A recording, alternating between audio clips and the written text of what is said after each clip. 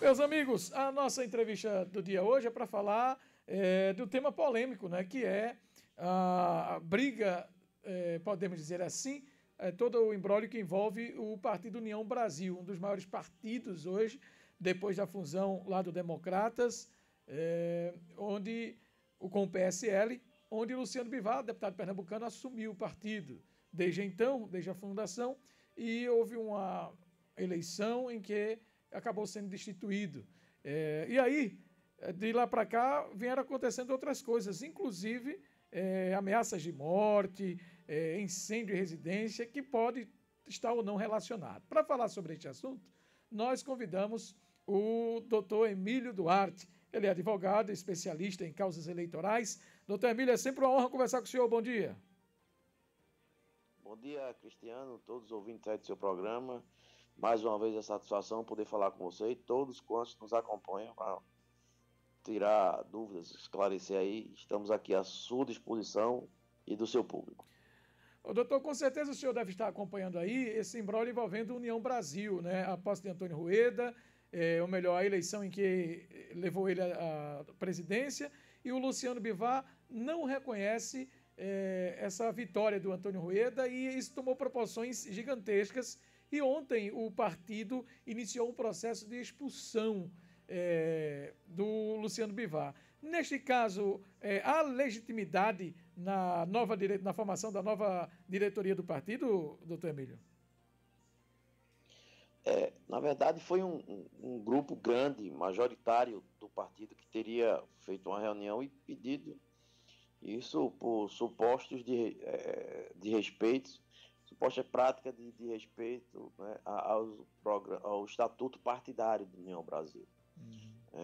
Obviamente, todo o processo, ainda que administrativo, no Brasil, no nosso sistema, ordenamento jurídico já fixado, não tem nenhuma dúvida com relação a isso, tem que respeitar o devido processo legal.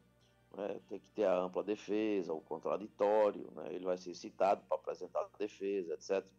E poderá, sim, culminar com a expulsão, cuja acusação fere mais de um artigo, né, daquelas condutas que são proibidas, né, pelos filiados em geral, né, e que teria sido cometida pelo então presidente e presidente atual, enfim, derrotado nas eleições, Luciano Bivar,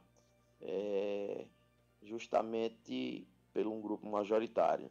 Ocorre que também, eu não sei se você ouviu, né, o deputado Heráclito Fortes, né, que faz política aí no Piauí, mas tem uma relação com Pernambuco, casado com os familiares aqui do estado de Pernambuco, também disse que seria o caso, pelos mesmos argumentos, ou pelo menos parte dos argumentos, que cabia também ao Antônio de Rueda, que é justamente de confusão ao partido, levar o nome do partido nacionalmente para tirado justamente da imprensa política para a parte de polícia. Né? Então, assim, é um dano à imagem ao partido causado, enfim. E aí eu não sei se ecoou, se vai ter reunião, se vão decidir sobre isso, mas o que há de concreto ontem foi justamente a decisão por expulsar do partido Luciano Bivar, né, que vai ter tempo aí de apresentar a sua defesa e, ao fim e ao cabo, a Executiva Nacional, o diretório, vai decidir. E o que está muito claro é que a grande maioria do partido, a imensa maioria do partido, já não comunga mais com a gestão de Luciano Bivar. Isso está claro. Uhum. Ele Doutor. pode até judicializar, né? Uhum. Mas veto, a maioria já não está mais. Uhum. Entendi. Doutor, em caso de expulsão do partido, o Luciano Bivar perderia o mandato? Não perde o mandato. Aí ele teria o direito de ingressar em uma outra agremiação com qual ele escolher.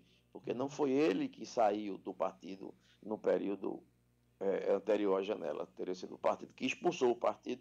o mandato é do partido, né? Isso aí já foi fixada a tese no TSE e Supremo Tribunal Federal, não se discute mais isso no Brasil.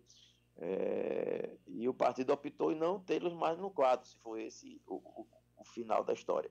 E aí ele tem direito de ir para outra legenda, porque senão ele não vai conseguir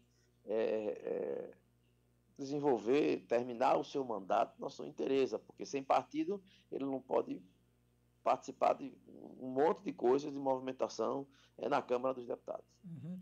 O doutor Emílio Duarte, para quem ligou o rádio agora, nós estamos conversando com um advogado especialista em causas eleitorais, doutor Emílio Duarte. A gente sabe que o grande interesse de quem preside o Partido Comunhão Brasil, que, se eu não estou enganado, tem a terceira maior verba aí do fundo eleitoral, é justamente o domínio sobre esse montante de recursos, que não é pouco. Nós estamos falando de milhões. E aí, esse conflito teria começado justamente por conta do orçamento que o partido tem direito. Como é que funciona essa questão orçamentária, sobretudo depois dessa aprovação desses novos fundos eleitorais, doutor? Na verdade, existem 2 recursos públicos que aí eu venho com muita tranquilidade. Eu sou advogado eleitoral, meus clientes são os mandatários, né? Deputado federal, senador, deputado estadual, vereador, prefeito, e são também, tá certo, os partidos. Tem um partido que me paga mensalmente para tomar conta das questões junto ao TSE, TRE, mas eu sempre venho defendendo com muita tranquilidade, coragem e cidadania. Vamos fazer um breve histórico aqui, como é que começou isso, Bassan, e todos que nos acompanham nessa manhã. Primeiramente, lá atrás, a gente falava em torno de 220 milhões para todos os partidos anualmente, o fundo partidário. O fundo partidário é aquele que vem dinheiro todo mês para a manutenção dos partidos, aluguel de sede, pagamento de advogado, pagamento de secretária, pagamento de contador, tá certo? O aluguel da sede, etc. Reuniões, coffee break, né?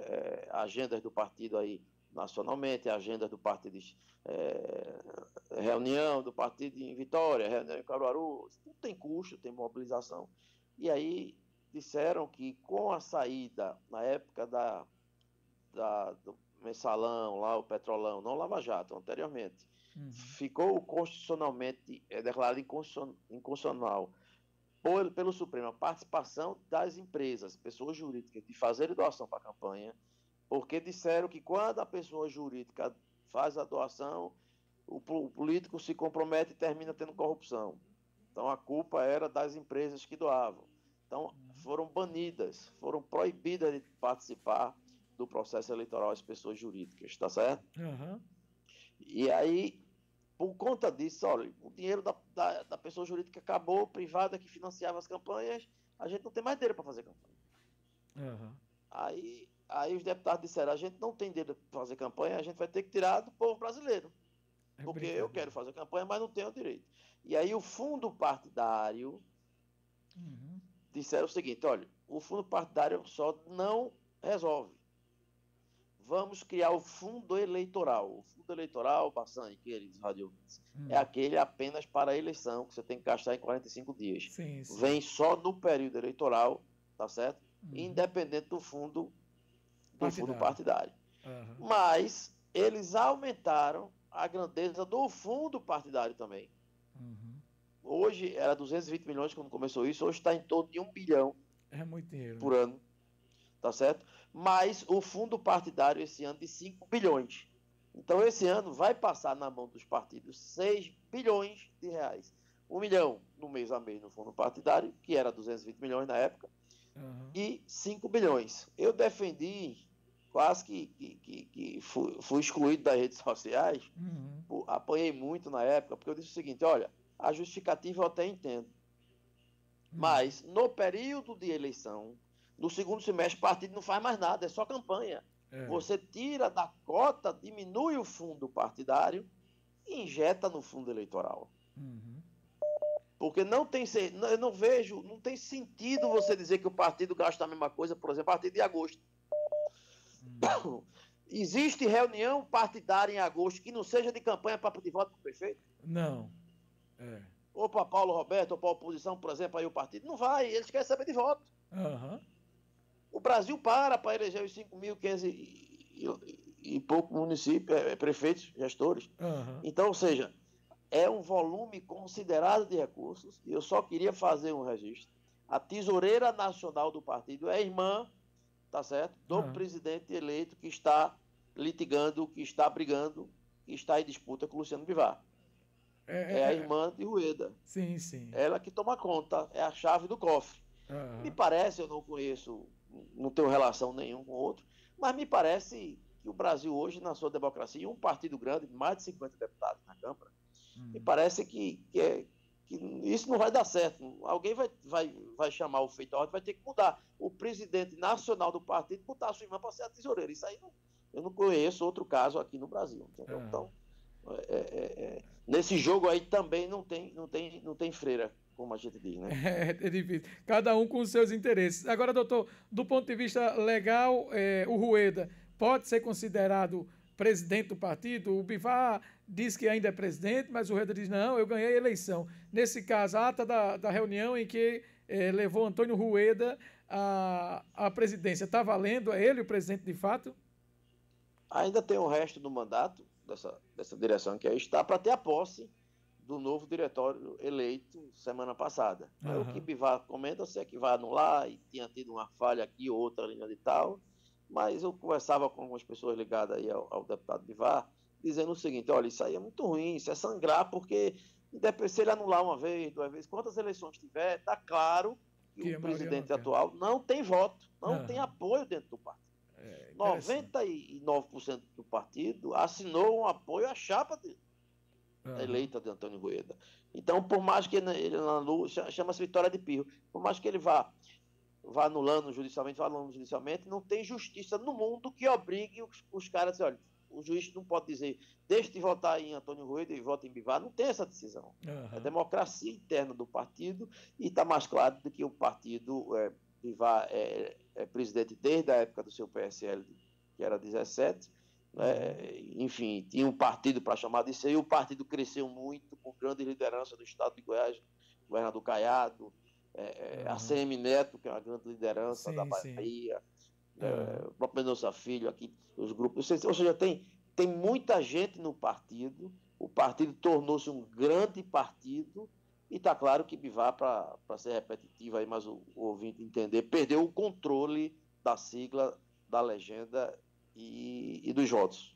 Muito interessante. Doutor Emílio Duarte, que aula. Muito obrigado pela sua participação com a gente, sempre muito gentil, trazendo os esclarecimentos aí para os nossos ouvintes. Um ótimo dia para o senhor, viu? Muito obrigado a todos. Mais uma vez, um prazer, uma satisfação participar aqui bastante do seu programa e falar aí com a tua audiência. Estamos sempre à disposição. Pronto, conversamos com o advogado Emílio Duarte aqui no programa. Agora nós